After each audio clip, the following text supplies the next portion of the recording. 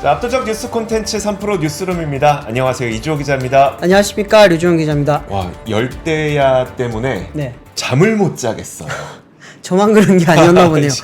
와, 그렇다고 뭐 물론 에어컨 켜면 되긴 하는데 네. 최근에 이제 그 전기 요금도 꽤 계속 올라가고 있는 상태잖아요. 그렇죠. 이것도 무서워서 뭐 킬 수 있겠습니까, 이거?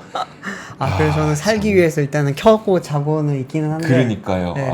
그래도 이렇게 막 요즘 취침 기능이 있더라고요. 그래요? 취침 기능을 해놓으면 이제 우리가 예를 들어서 25도로 맞춰놓고 밤새 켜놓으면 춥잖아요. 네. 그럼 취침 기능을 해놓으면은 이게 에어컨이 시간이 지날수록 온도가 조금씩 올라가게 세팅이 돼요. 와. 근데 그게 단점이 있어요. 뭐예요? 더워요.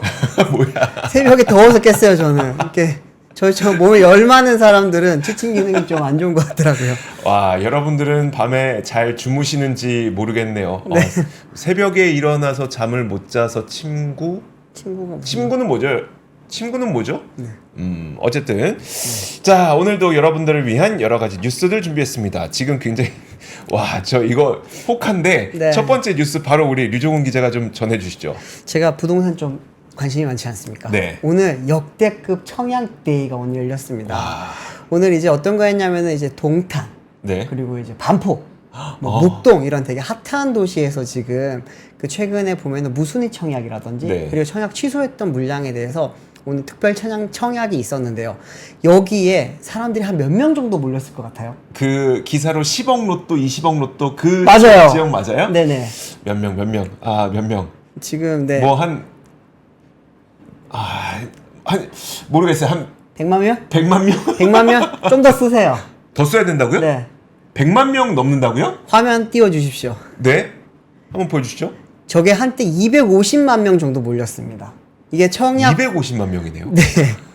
이게 청약홈이라고 하는 저희 이제 그 국가에서 운영을 하고 있는 청약 홈페이지가 있거든요. 청약 홈페이지가 만들어진 이래로 네. 가장 많은 사람이 지금 몰렸다고 하고요. 와. 이렇게 되면서 지금 보시면 아시겠지만 예상 대기 시간이 699시간 53분이에요. 며칠? 700시간 기다려야지 들어갈 수 있다는 말이죠.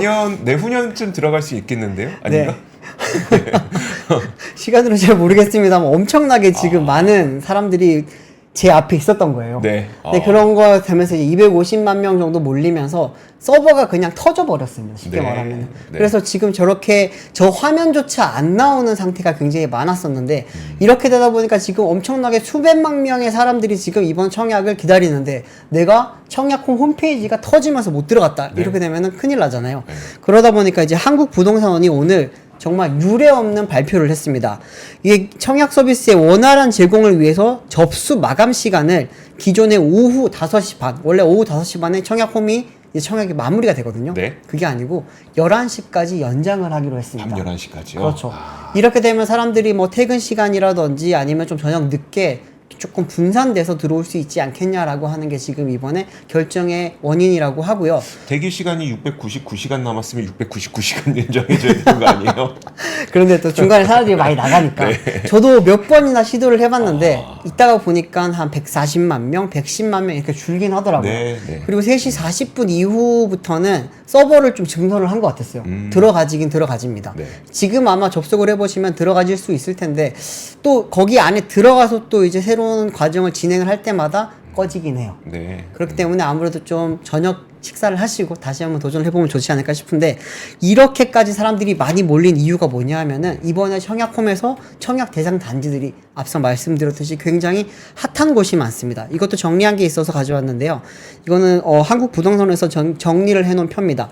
보시면은 레미안 원펜타스 보이시죠? 네. 여기가 바로 이제 반포에 있는 아파트인데 여기 아파트가 지금 이번에 로또 청약 20억짜리라고 하는 그 아파트고요. 여기가 20억짜리군요. 네, 그렇습니다. 네. 그리고 요즘 뭐 GTX 때문에 굉장히 좀 많이 유명해졌던 동탄역 롯데캐슬, 그리고 이제 호반 서밋, 목동, 힐스테이트, 세운 센트럴 2단지 등 총 10개 지금 이번에 단지를 대상으로 이번 청약이 진행을 됐는데 뭐 다들 많이 궁금해하셨던 건 사실은 원펜타스랑 롯데캐슬입니다. 네. 원펜타스가 어디냐면 한번 좀 띄워주시면은 신반포역 바로 옆에 있습니다. 신반포역 바로 앞에 있는 역세권 아파트이고요.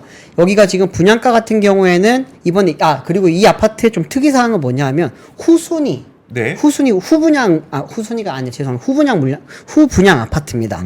지금 이미 이제 조합들은 들어가서 살고 있고 네. 일반 분양 물량은 이제 후분양을 한 건데 총 641가구 중에서 292가구가 이번에 후분양 대상입니다. 오.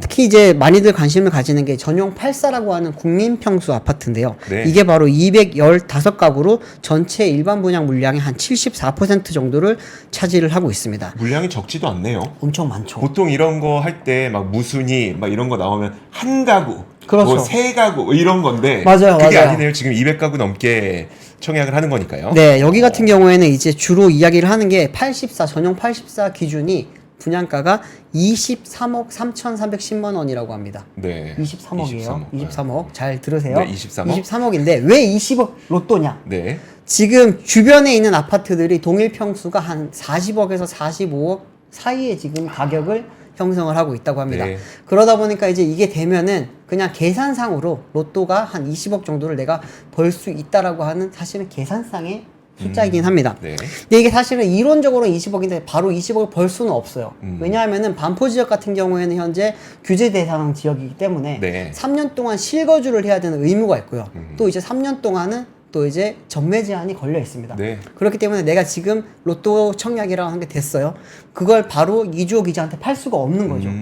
그러다 보니까 이제 3년 뒤에 그럼 바로 팔 수 있느냐? 그것도 네. 아닙니다. 실거주 의무가 있어요. 네. 그렇기 때문에 내가 3년은 최소한 살아야지만 그렇죠. 들어갈 수 있고요. 또 하나는 방금 말씀드렸듯이 후순이에요. 네. 후분양이에요. 후분양. 죄송합니다. 네. 후분양이에요. 후분양이라는 거는 지금 당장 내가 계약금을 치를 수가 있어야 되는 거예요. 보통은 청약이 되고 나서 계약금 치르고 잔금 치르고 하는 사이에 한 아파트 짓는 기간 2, 3년이 걸리잖아요. 그동안 그 우리 중도금, 그렇죠. 중도금 대출 중도금도- 받아서 거기서 내죠. 그렇죠. 그리고 보통 마지막 잔금은 이제 뭐 돈이 있으면 내고 없으면은 전세를 치고 이렇게 하는 건데 이거 같은 경우에는 굉장히 타이트합니다. 바로 일단 계약금을 4억 6천 정도는 쏴줄 수 있어야 됩니다. 네. 지금 당장 내 현금에 한 5억 정도는 가지고 있어야지. 지갑에 5억은 있어야 되는 거네요. 네. 있어야지 사실은 원펜타스를 들어갈 수 있는 상황이고요. 또 이제 입주 지정 기간은 10월 20일까지 나머지 80% 잔금을 내야 됩니다. 이게 계산을 해보면은 한 달 안에 4억 6천을 내야 되고 석 달 안에 18억 7천을 내야 되는 상황이라고 보시면 됩니다. 와, 근데 이렇게 큰 현금이 필요한 네. 청약인데 그렇죠. 근데 물론 다 250만 명이 다 여기 들어가지는 않았겠지만 이렇게 많은 분들이 온다고요? 엄청나게 많이 몰렸죠. 근데 제 생각에는 250만 명 중에 한 200만 명은 이걸 보고 왔을 것 같아요. 두 번째 아파트 바로 네. 동탄입니다. 동탄 롯데캐슬 같은 경우에는 지금 무순위 청약이 이번에 하나가 있어요. 네. 무순위 청약이 이제 흔히 말하는 똑같은 이것도 국평 아파트 이제 전용 84 아파트인데 이거 같은 경우에는 분양가가 한 4억 7천, 4억 6천 죄송합니다. 4억 8천입니다. 네. 4억 8천이라고 합니다. 4억 8천이다 보니까 이거 같은 경우에는 이제 주변 인근 시세가 이 아파트의 시세가 14억이 넘는다고 합니다. 그러니까 이제 이건 되기만 하면 바로 한 10억의 시세 차익을 볼 수 있다라고 하는데 네. 이거는 조금 가능성이 있는 말이에요. 특히나 이제 동탄 지역 같은 경우에는 현재 지금 비규제 지역이거든요. 네. 그렇기 때문에 전매 제한도 없고 이제 실거주 의무 기간도 없습니다. 그러다 보니까 예를 들어서 내가 4억 아까 8천이라고 했죠. 네. 4억 8천이면은 계약금 9억 6천 정도를 내고요.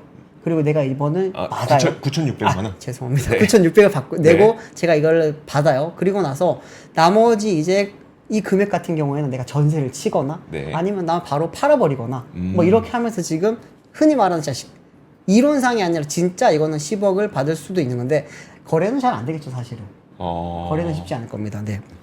그리고 이제 또 이거 같은 이 아파트에 지금 한 200만 명 정도가 사실 몰렸을 거라고 제가 말씀을 드리는 게 뭐냐면은 방금 말씀드렸듯이 무순위 청약이다 보니까 지역에 상관없이 내가 서울에 살든 부산에 살든 제주에 살든 상관없이 내가 19세 이상의 청약 통장 가지고 있고 네. 이러면 누구나 할 수 있어요.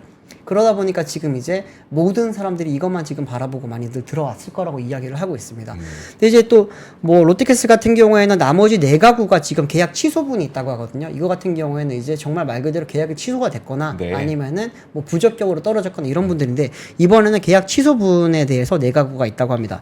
이거 같은 경우에도 일단은 뭐 되면은 뭐 로또 청약이라고는 하는데 어떤 분들이 될지 좀 궁금하고요. 이번에 롯데캐슬 같은 경우에 사실은 그 무순위 청약이 오늘 하루만 했어야 되는 건데 네. 너무나 많은 분들이 몰리다 보니까 이게 진행이 안 돼서 이제 한국 부동산원 쪽에서는 오늘부터 내일까지 쉽게 말하면 무순위 청약을 하루를 더 연장을 시켜준 상태라고 보시면 됩니다. 초유의 사태네요. 초유의 사태. 네. 그리고 또 서울 사시는 분들이 또 좀 많이들 좀 많이 눈여겨보고 있는 것이 네. 사실은 교육 중심 도시라고 할 수 있는 목동이잖아요. 네.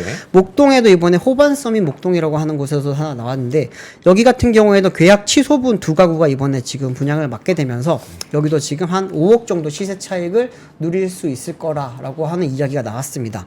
뭐 여기 같은 경우는 현재 분양가가 한 8억 원 정도인데 실제로 거래 가격들을 보면 호가가 한 13억에서 14억 원 정도 되더라고요.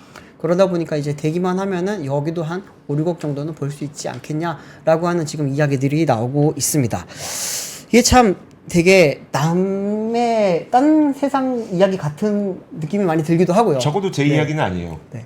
일단 저도 일단은 5억이 없습니다. 5억이 없고 저 같은 경우에 사실 와. 동탄 같은 경우에 한번 해볼까 싶어서 한번 들어가려고 한번 봤거든요. 사실은 네네. 취재 반 사심 반이었어요. 들어갔는데 200대 1이에요. 200대 1. 200만 대 1이에요. 200대 1이 아니라 200만 대 1. 야. 제가 아마 태어나기 위해서 네. 그때 말고 사상 최고의 경쟁률이 아닐까 싶어서 그냥 포기를 하긴 했는데 이 뉴스를 전해준 이유가 뭡니까? 왜 우리의 네. 마음을 무겁게 만드는 겁니까? 이거는 사실은 제가 전해드린 거는 지금 이렇게 부동산 시장이 굉장히 지금 불안하다라는 그런 또 이제 하나의 또 반증이라고 보이거든요. 왜냐하면 지금 부동산 서울 가격 같은 경우는 굉장히 많이 올랐잖아요. 특히나 이제 강남 3구 지역 같은 경우에는 거의 예전 가격을 거의 다 회복을 했고 제가 알아보니까 몇몇 잠실에 일단 뭐 흔히 말하는 그 엘리트라고 하는 아파트들 네. 단지들 있잖아요. 거기 같은 경우에는 거의 다 회복을 했어요.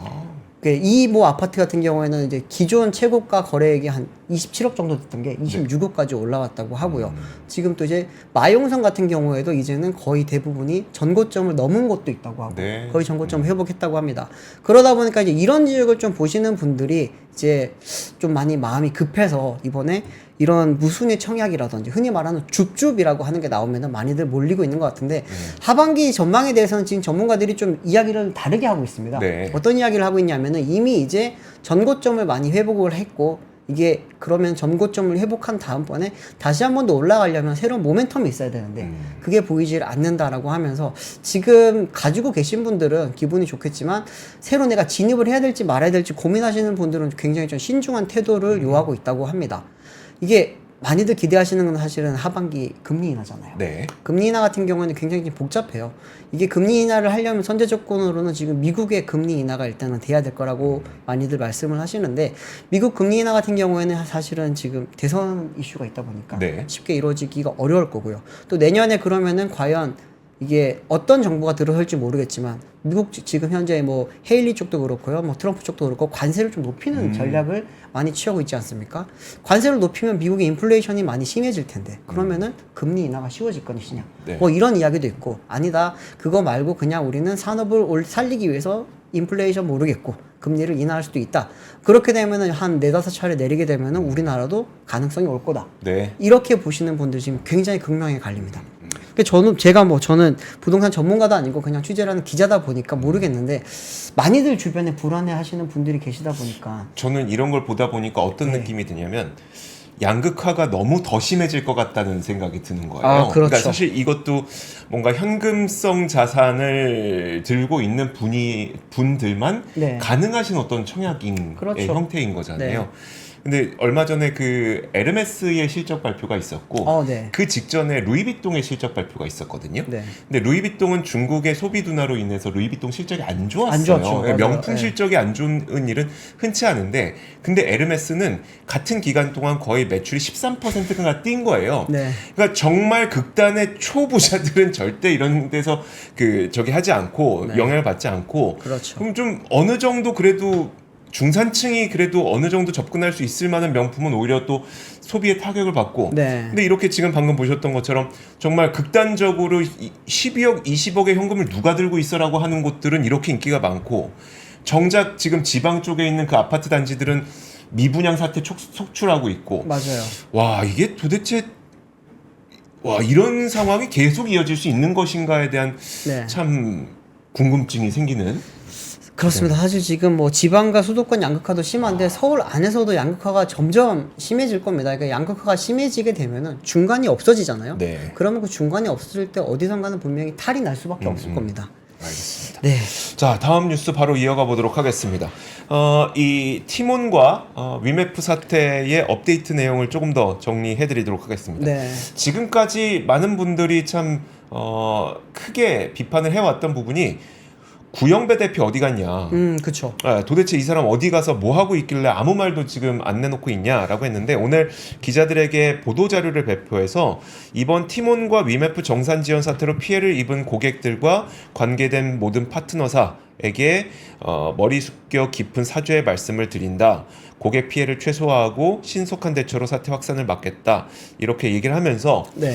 뭔가의 대책을 내놔야 되잖아요. 그쵸. 그 대책이라고 내놓은 것을 보니까 책임을 통감하며 가용할 수 있는 모든 자원을 동원하고 개인 재산도 활용하고 팀원과 위메프의 양세 유동성을 확보하기 위해서 재산 가운데 일부인 Q10 지분 전체를 매각하거나 아니면 담보로 활용해서 이번 사태 수습에 사용하도록 하겠다라는 이 보도 자료를 발표를 했습니다. 직접 나와서 얘기한 건 아니고 이렇게 보도 자료를 얘기했는데 사실 이게 그러면 Q10 지분을 매각해서 그 유동성을 확보한 다음에 이 자금으로 위메프나 그다음에 티몬에 수여를 하면 되겠구나라고 생각할 수도 있겠지만 사실 그러면은 이 Q10 지분을 누가 살까에 대한 고민이 그쵸. 들잖아요. 네. 지금 이 플랫폼이라고 하는 것은 아무래도 정산의 신뢰, 그 다음에 그러니까 셀러분들 입장에서는 내 돈을 정산해 줄 거라는 신뢰가 있어야 되는 게 플랫폼인 거고 네. 소비자 입장에서는 내가 여기서 구매를 했을 때 제품을 보내줄 거라는 신뢰가 있어야지 이 플랫폼이 유지가 되는 건데 네. 사실 양쪽의 신뢰가 다 무너진 상태 아니겠습니까? 그러다 보니까 과연 이 티몬과 위메프의 지분을 들고 있는 Q10이라고 하는 기업의 지분을 누가 사줄 것인가 라고 하는 의문부호가 여전히 남게 됩니다. 그 제가 지배구조 현황을 한번 준비를 했는데 한번 보여주시죠. 물론 티몬과 위메프뿐만 아니라 다른 커머스들도 들고 있긴 합니다. 얼마 전에 인수했던 위시라든지 네. AK몰 이런 곳들도 들고 있고 Q익스프레스라고 해서 요거는 이제 싱가포르에 있는 물류 기업이죠. 사실 요걸 통해서 이 물류의 어떤 규모의 경제를 이뤄내서 플랫폼의 규모를 키우겠다라고 했던 게 이제 구영배 대표의 계획이었었는데 네. 그렇게 키워서 이제 상장시키겠다는 게 구영배 대표의 계획이었었는데 사실 이 다른 플랫폼들이 있다고 하더라도 요즘에 여러분들 어떤 일이 벌어지고 있는지 잘 들여다보시면은 그 인터파크 트리플이라고 해서 뭐 티켓이라든지 네. 이런 쿠폰이라든지 이런 거 파는 곳 있잖아요. 여기는 사실 인터파크 커머스와 전혀 상관없습니다. 그래요? 그렇죠. 그러니까 Q10이 인터파크 커머스를 인수하면서 네. 인수했기 때문에 전혀 인터파크 트리플 그리고 인터파크 이름 붙어 있는 다른 업체들 있잖아요. 그쵸. 전혀 상관없는 기업인데도 불구하고 다른 분들이 소비자분들이 인터파크라는 이름이 붙어 있기 때문에 네. 다른 기업에까지 구매를 안 하려고 하는 움직임들이 있어서 인터파크 트리플 같은 기업은 저희와 전혀 상관없는 기업입니다 라는 해명 자료를 지금 내놓고 있는 상태거든요. 제가 이 얘기를 드리는 이유가 뭐냐면 신뢰가 떨어진 플랫폼은 지속 가능성이 없다는 걸 말씀드리는 거고 신뢰가 떨어진 플랫폼의 경우에는 이름만 똑같다고 하더라도 신뢰가 떨어질 위기를 갖고 있다 보니까 이런 보도자료를 냈다는 걸 말씀드리는 거거든요. 네. 결국은 자금을 융통하기 위해서는 그 신뢰가 밑바탕이 돼야 되는데 신뢰가 떨어진 플랫폼을 들고 있는 이 Q10의 지분을 과연 얼마나 값어치 있게 팔아서 자금을 수혈할 수 있을 것인가 라고 하는 부분에 여전히 그 의문부호가 남는다는 말씀을 드리고 있는 겁니다. 또 여기서 약간 의아했던 게 뭐였었냐면 구영배 대표가 보도자료에서 티몬 위메프 고객 피해 규모는 여행 상품을 중심으로 약 500억 원 내외로 추산한다라고 보도자료를 냈어요. 네. 근데 금융감독원이 추산한 그 피해 규모만 1,700억 원이 넘고 그리고 오늘 관계부처 TF가 추산한 미정산 금액만 그러니까 1,700억 원 소비자 피해 규모, 관계부처 TF가 추산한 미정산 금액만 2,100억 원으로 추산이 되는데 이 2,100억 원이라고 하는 금액도 5월까지 정산되지 않는 금액이고 몇 차례 말씀드렸지만 이게 돈을 받고 정산하는 그 기간까지 2달의 시간이 걸린다 그랬잖아요. 그러면 한 6월과 7월의 정산 금액은 아직 추산이 되지도 않은 게 이제 2,100억 원이란 얘긴데 네. 그럼 그 금액 규모는 훨씬 더 커질 수 있는데 구영배 대표는 500억 원 내외로 소비자의 피해를 고객 피해 규모가 500억 원 내외로 추산했단 말이에요. 이게 너무 택도 없지 않나요? 그러니까 이게 왜 이런 계산의 차이가 나오는지는 좀 이해하기 힘든 그런 네. 구석이 분명히 있습니다. 정부에서는 지금 한 2천억이 넘는 걸로 추산을 하고 있고 네. 5,600억에 대해서 지금 보증을 해주기로 했는데 그런 부분을 생각을 했을 때 500억은 너무 이거는 네.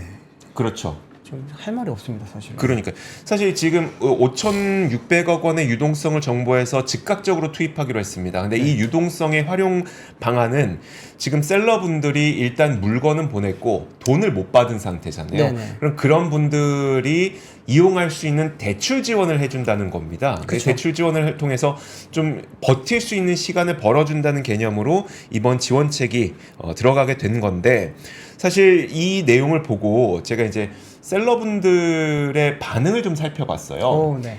그랬더니 좀 가슴 아프게 다가왔던 반응이 뭐였었냐면 우리 팬데믹 한참 힘들 때 이제 팬데믹 지원 대출이 있었잖아요. 그렇죠.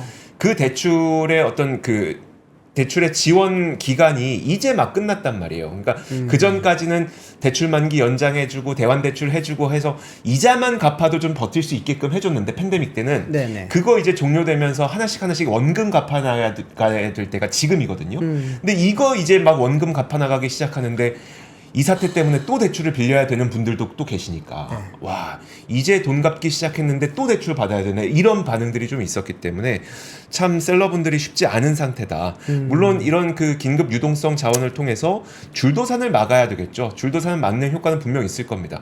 줄도산을 막게 되면은 또 이 셀러분들이 고용하고 있는 직원분들도 적지 않아요. 그렇죠. 그런 분들의 일자리도 유지가 돼야 되기 때문에 당연히 이런 지원이 필요하긴 하겠습니다만 셀러분들이 굉장히 힘든 상태가 좀 오랜 기간 지속될 것 같다는 생각이 좀 들었고요.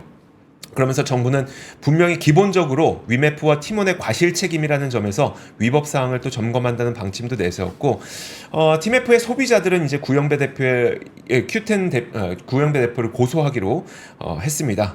그래서 분명히 여기에는 이제 어떤 그 경영이 방만한 부분이나 배임, 횡령 이쪽에 문제가 있을 것이라는 점을 들어서 지금 고소를 한 상태니까 이 네. 부분도 한번 지켜보시죠. 참 이게 팀F 사태가 생각보다 오래 진행될 것 같아서 조금 많이 걱정이 됩니다. 네. 다음 뉴스도 조금은 안 좋은 이야기인데요. 어제 울산에 있는 S-오일 공장에서 불이 굉장히 크게 났거든요. 네. 이렇게 되면서 지금 당시에 이제 뭐 인명 피해는 없다라고 하는 이야기가 어제까지 보도가 많이 됐었는데 오늘은 이제 실질적인 이제 피해가 조금씩 이제 나오고 있습니다. 어떤 거냐면은 불이 나면은 공장 가동을 할 수 없잖아요. 네. 그럼 공장 가동을 못 하게 되면은 회사 입장에서는 생산 차질에 따른 이제 피해를 입게 되죠. 그게 좀 점점 이제 드러나고 있는 건데 오늘 이제 S-오일이 지난 28일 발생한 화재로 온산 공장 내 제2 파라자일렌 공정의 가동은 일시 중단했다라고 오늘 29일 날 공시를 했습니다. 이 파라자일렌이라고 하는 거는 이제 뭐 패스트 패션 의류를 포함해서 옷감으로 쓰이는 폴리에스테르라든지 네. 또 페트병에 만드는 원료라고 하는데요. 이게 이제 부가가치가 많이 큰 석유화학 제품이죠.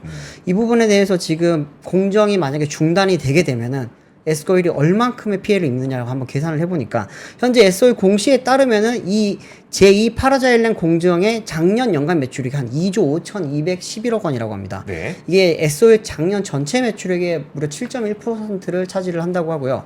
계산을 해보니까 하루 만약에 공장을 쉬게 되면은 한 70억 원 정도의 네. 손실을 입게 되고요. 지금 이제 이틀 공정을 못 돌렸으니까 현재로서는 한 140억 원 정도 될 겁니다. 이게 지금 문제는 얼마나 이게 손실액이 커질지에 대해서 아직까지 S-오일이라든지 그리고 이제 소방당국에서도 확실하게 지금 알 수가 없는 상황이라고 하고요. 이 공장 같은 경우에는 이제 연간 한 105만 톤 수준의 지금 파라자일렌을 지금 만들고 있기 때문에 이게 S-오일 자체 내에서도 보면은 차지하는 비중이 굉장히 크다고 좀 보실 수 있겠습니다. 네.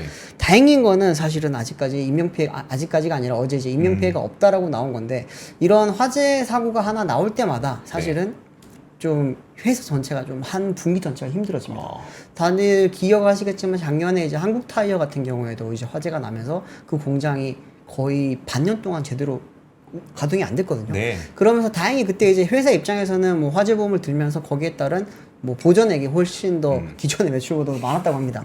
그렇기 때문에 그런 부분이 뭐 회사 입장에서는 재무상으로는 크게 손실이 없을 수가 있지만 이게 또 어떻게 보면 공급이 차질이 발생할 수가 있고요. 그렇게 되면은 이제 공급 받을 업체 입장에서도 많은 또 경영상의 문제라든지 사업적인 문제가 나올 수 있기 때문에 산업 전반에 미치는 영향이 큽니다.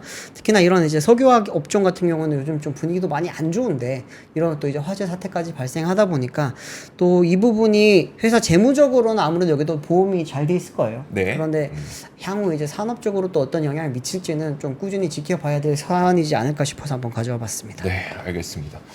안다미로님이 구영배나 권도영이나 뭐가 다를까요? 사실 저는 되게 비슷하다고 생각하긴 했거든요. 네. 물론 전혀 다른 아예 다른 산업이긴 한데 네네. 사실 권도형도 건드리면 안 될 돈을 건드린 거잖아요. 그렇죠. 네. 근데 사실 법에 그 규정이 없다 보니까 네. 사실 건드린다고 하더라도 그걸로 뭔가 할 수가 없는 상태였었고. 근데 이것도 마찬가지로 그 우리가 정산 금액이 굉장히 큰 금액이 현금 흐름으로 남아 있긴 있는데 네. 돌려주기 전까지 안 써도 되니 사실 이걸 건드린 거잖아요. 그렇죠. 건드렸다고 추정되는 거죠. 아직 네. 건드렸겠죠. 안 그러면 이렇게 돈이 모자랄 리가 없으니까. 그래서 그렇죠. 다들 합리적으로 건드렸겠구나라고 생각을 하고 있는데 그것도 마찬가지로 셀러들에게 줘야 될 돈을 건드렸다는 측면에서 와 되게 비슷해 보인다라고 저도 좀 느꼈었거든요. 2개월이나 그렇게 갖고 있어야 될 이유가 있을까요? 근데 진짜 와 이게 보니까 이커머스 업체들마다 그 정산 기간이 다 다르더라고요. 맞아요. 네. 어떤 회사는 뭐 15일이고 어떤 회사는 45일이고 이런데 티몬이랑 위메프 같은 경우에는 굉장히 긴 편이잖아요. 맞아요. 네. 이게 뭐 두 달까지는 저도 흔히 못 봤었어요. 네. 그러니까 저도 이 플랫폼 업체들 많이 취재했었는데, 그러니까 그 특히 셀러분들을 모집하고 싶은 플랫폼들은 네. 몇 가지 그 셀러들을 유인하는 혜택들을 좀 제시를 하거든요. 네. 그 가운데 한 가지가 정산 기간 짧은 거. 그쵸. 그런 것들을 많이 유인책으로 모집을 합니다. 네. 왜냐하면 정산 기간이 짧아야 셀러분들은 돈 받아서 다시 물건 사서 다시 팔고, 그쵸. 돈 받아서 물건 사서 다시 팔고 이게 가능한데 두 달이면은 사실 참 그래서 막 상품권 같은 거 팔았잖아요. 엄청 팔았죠. 이거 필요 없는 거. 팀원 특히나 상품권 같은 경우는 아. 10% 할인해서 팔면서 그때 제 주변에도 사실 피해자가 있어요. 네, 뭐 예전에 머지 포인트 때도 그랬고 이번에도 그랬고 이게 사실은 조금 물건을 조금이라도 싸게 사고 싶은 서민들이 많이 피해를 받게 되는 건데 네, 상품권을 5만 원짜리를 4만 5천 원에 사게 되면은 그렇죠. 이게 내가 10% 할인 받은 거랑 같은 거잖아요. 효과니까요. 물건을 살 네. 때. 그렇기 때문에 많은 사람들이 이제 물건을 조금이라도 싸게 사려고 이런데 미리 사는 건데 그런 사람들이 지금 등을 이렇게 쳐버리면 네. 안 되죠. 알겠습니다. 자, 다음 뉴스 보도록 하겠습니다. 다음 뉴스는 이제 한국 바이오 협회가 그 글로벌 바이오 의약품 CDMO 시장 현황 및 전망이라는 보고서를 냈는데 이거 좀 흥미로운 부분이 있어서 가져왔습니다. 사실 우리나라 바이오 이렇게 CDMO 기업 바이오 의약품 CDMO 기업 하면은 대표적으로 이제 삼성 바이오로직스가 네. 떠오르잖아요. 근데 사실 이 삼성 바이오로직스에 대한 이야기를 하면서 저는 이제 취재 기자로서 항상 헷갈릴 때가 뭐였냐면 분명히 생산 용량 기준으로는 삼성 바이오로직스가 글로벌 1위인데 네. 근데 스위스 론자가 세계 1위 기업이래요. 도대체 다르죠. 그러니까 기준에 따라서 다르게 얘기하긴 해요. 그러면 매출 기준으로 놓고 보면 스위스 론자가 1위는 맞아. 네네. 근데 생산 용량 기준으로 보면 삼성 바이오로직스가 세계 1위가 맞아요. 이런 헷갈리는 네네. 게 있는데 한국 바이오 협회가 여기에 대해서 좀 정리를 해줬습니다. 그래서 지금 전 세계의 매출 기준으로 그러면은 CDMO 기업들의 순위가 어떻게 되는지를 보여줬는데요. 한번 화면과 함께 보시죠. 일단 말씀드렸던 것처럼 스위스 론자가 25.6%의 매출 기준으로 가장 큰 비중을 차지하고 있으니까 1위가 맞고요. 네. 그럼 그 다음에 어떤 기업이냐? 지금 보이시면 그 우시 바이오로직스. 네. 중국의 우시 바이오로직스 있잖아요. 여기가 12%라서 2위인데요. 캐털런트는 미국 기업이죠. 캐털런트가 미국 기업인데 10%로 3위를 차지하고 있고 그 바로 4위가 삼성 바이오로직스. 9.9%. 근데 제가 이게 조금 더 취재가 필요하긴 한데 캐털런트가 지금 그 우리 거기 어디죠? 비만 치료제 기업. 일라이릴리. 일라이릴리. 예. 노보노디스크. 네. 노보노디스크 쪽에다가 막 공장을 팔았거든요. 이건 23년 기준인데 네. 왠지 뭐 캐탈런트가 생산 공장 팔았으면 2024년에는 삼성 바이오로직스가 3위로 뛰어오르지 그럴 수 않을까라는 생각이 있겠네요. 좀 들고요. 네네. 두 번째가 뭐냐면 우시 바이오로직스가 세계에서 2위, 둘째가라는 이제 CDMO 기업이긴 한데 네. 이제 생물보안법이 이제 미국에서 통과를 하게 되면 우시 바이오로직스 전 세계의 10%에 해당하는 우시 바이오로직스에게 맡길 수 있는 물량이 줄어들게 되는 거잖아요. 이쪽에 못 맡기는 거잖아요. 네. 그러면 그 물량이 뭐 캐털런트라든지 론자라든지 베링거라든지 삼성 바이오로직스라든지 이런 쪽으로 넘어올 수 있겠구나라는 네. 것들을 또 볼 수가 있었습니다. 그것뿐만 아니라 그 성장률에 대해서도 이야기가 나왔는데 CDMO 산업이라고 하는 것은 전 세계가 굉장히 빠르게 성장을 하고 있고 연평균 9%씩 성장한 것으로 전망이 된다.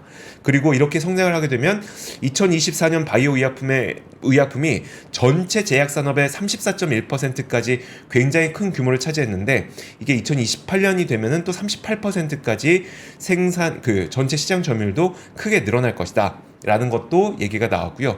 또 한 가지 의미가 있었다고 생각이 드는 게 뭐냐면 지금 그런 가장 빠르게 성장하고 있는 분야는 어디냐? 요 그림이 아닙니다. 자 그냥 저 보여주세요. 그런 가장 빠르게 성장하고 있는 분야는 어디냐?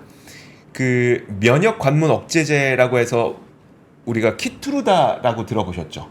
잘 모르겠어요. 키트루다라고 해서 그러니까 지금까지는 암세포가 문제니까 암세포를 공격하는 게 네. 기존의 그 항암제였다면 키트루다 같은 경우에는 면역세포를 활성화시켜서 암세포를 죽이는 네. 네, 그런 건데 그 키트루다가 그래서 굉장히 인기가 많고 전 세계 매출이 엄청나게 크거든요.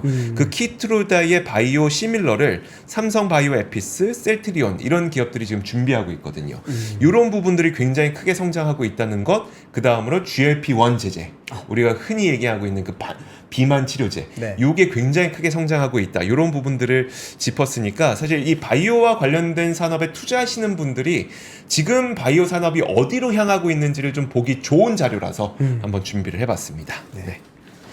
다음 소식은 현대차 그룹 관련 소식인데요. 현대차 그룹은 요즘 뭐 좋은 소식이 많잖아요. 네. 근데 국내 소식 말고 이제 인도네시아에서도 이번에 이제 우리가 흔히들 말하는 예전에 UAM이라고 많이 말을 했죠. 요즘은 AAM이라고 많이 네. 합니다.